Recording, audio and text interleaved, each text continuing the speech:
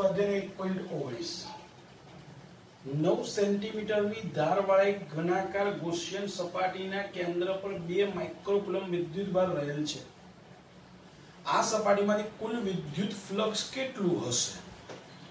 જો ભાઈ આપણને ઘન એટલે કે સંઘન સાથે સંકળાયેલો કુલ ફ્લક્સ આપણે અહીંયા વીજભાર કહી દીધો છે ભાઈ સંઘનના કેન્દ્ર પર 2 ગુણ્યા 10⁻6 2 માઇક્રોકુલમ વીજભાર છે.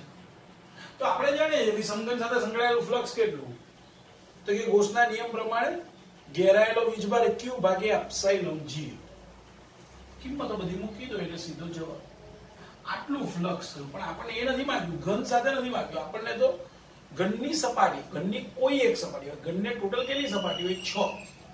તો 6 સપાટી સાથે સંકળાયેલું ફ્લક્સ 5, તો એક સપાટી સાથે સંકળાયેલું ફ્લક્સ કેટલું? તો કે 5/6. એટલે અહીંયા 5 ની કિંમત આપણે મૂકી દીધી ભાગ્યા 6. એનું સાદુરૂપ 3.76 × 10⁴ ન્યૂટન મીટર સ્ક્વેર પર કુલમ. 1.20 10 સેન્ટીમીટર ત્રિજ્યા ધરાવતી ગોળાકાર ગૌસિયન સપાટીના કેન્દ્ર પર મૂકેલ બિંદુવત વિદ્યુત ભારને લીધે તે સપાટીમાંથી -1 × 10⁻³ ન્યૂટન મીટર સ્ક્વેર પર કુલમનું ફ્લક્સ પસાર થાય છે. તો પ્રશ્ન એ, જો ગૌસિયન સપાટીની ત્રિજ્યા બમણી કરવામાં આવી હોત તો સપાટીમાંથી કેટલું ફ્લક્સ પસાર થાત? બી. બિંદુવત વિદ્યુતભારનું મૂલ્ય કેટલું હશે? ભાઈ આપણને કહી દીધું છે કે ભાઈ 10 સેન્ટીમીટર ત્રિજ્યાનું એક ગોળો છે. હવે એની સાથે સંકળાયેલું ફ્લક્સ ધારી લો કે કંઈક phi છે, જે આપણે કીધેલું છે 10⁻³ ન્યૂટન મીટર સ્ક્વેર પર કુલમ. હવે ત્રિજ્યા બમણી કરવામાં આવે તો આપણે જાણીએ છીએ કે ગૌસિયન પૃષ્ઠ ત્રિજ્યા પર આધારિત નથી. જો q/ε0 એમાં ક્યાંય ત્રિજ્યા નથી આવતી, એટલે ત્રિજ્યા પર આધારિત જ નથી. એટલે ત્રિજ્યા બમણી કરો, અડધી કરો, 3 ગણી કરો, ફ્લક્સને કોઈ ફેર પડશે નહીં. માટે ફ્લક્સ બદલાતું નથી, કોઈ ફેર પડતો નથી. પછી બીજો પ્રશ્ન હતો કે ભાઈ ગોળા વડે ઘેરાયેલો વીજભાર કેટલો? તો આપણે જો તો ગૌસનો નિયમ છે phi = q/ε0 માટે q = phi × ε0. phi ની કિંમત છે, ε0 ની કિંમત પણ છે, મૂકી દો સાદું રૂપે જવાબ. 1.21 10 સેન્ટીમીટર ત્રિજ્યાના એક વાહક ગોળા પર અજ્ઞાત વિદ્યુતભાર છે. ગોળાના કેન્દ્રથી 20 સેન્ટીમીટર દૂરના બિંદુએ વિદ્યુત ક્ષેત્ર -1.5 × 10⁻³ ન્યૂટન પર કુલમ ત્રિજ્યાવર્તી દિશામાં અંદરની તરફ હોય તો ગોળા પરનો કુલ વિદ્યુતભાર કેટલો હશે? જો અહીંયા ગોળાની ત્રિજ્યા 10 સેન્ટીમીટર કીધું છે અને આપણે જે બિંદુએ વિદ્યુત ક્ષેત્રની ચર્ચા કરીએ છીએ 20 સેન્ટીમીટર, એટલે કે ગોળાની બહારનો ભાગ. આપણને ખબર છે ગોળાના બહારના ભાગમાં વિદ્યુત ક્ષેત્રનું સૂત્ર E = kq/r², બિંદુવત વીજભારના વિદ્યુત ક્ષેત્રનું સૂત્ર. હવે આપણે વીજભાર શોધો એટલે q ને કરતા બનાવો એટલે E × r², આ k છેદમાં છે એટલે બાય q.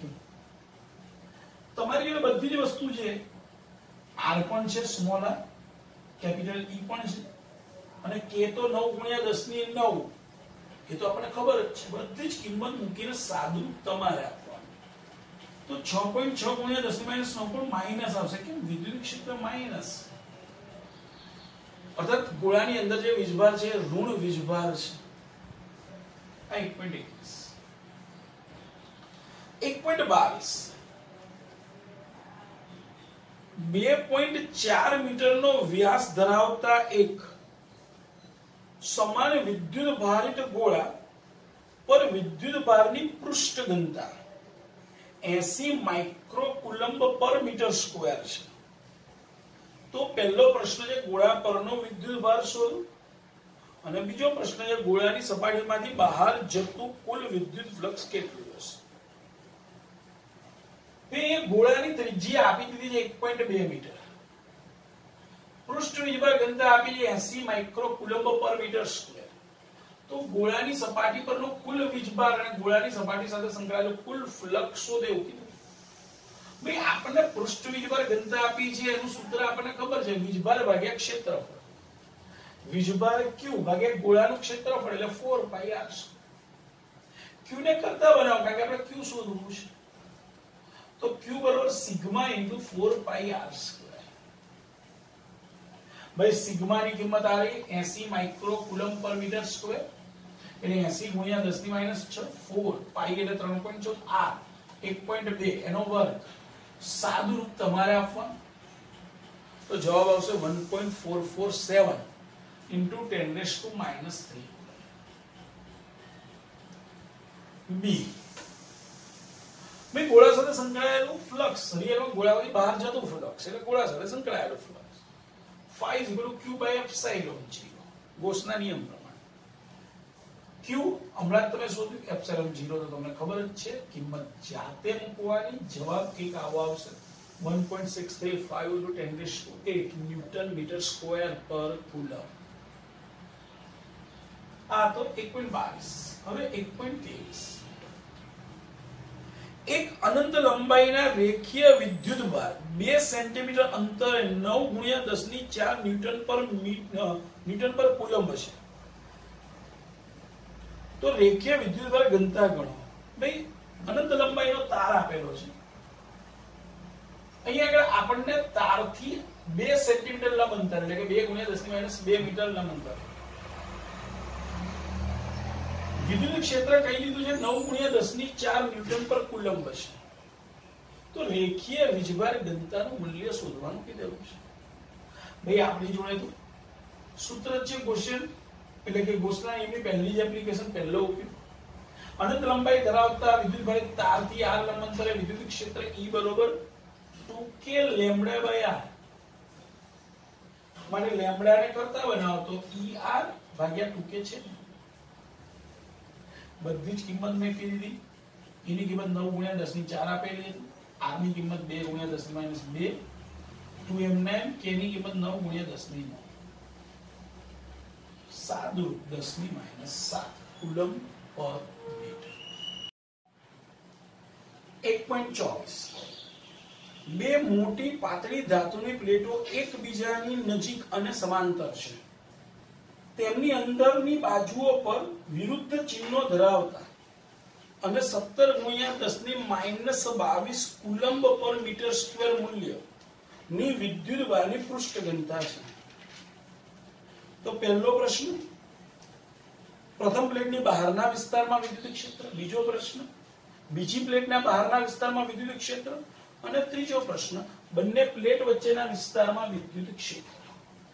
ઓકે જો ભાઈ આકૃતિમાં બે અનંત વિસ્તાર ધરાવતી પ્લેટો એકબીજાને સમાંતર ગોઠવેલી છે. આને મેં પ્રથમ પ્લેટ કીધું છે અને બીજી પ્લેટ કીધું છે. પ્રથમ પ્લેટ ધન વિદ્યુત ભારિત છે, બીજી પ્લેટ ઋણ વિદ્યુત ભારિત છે.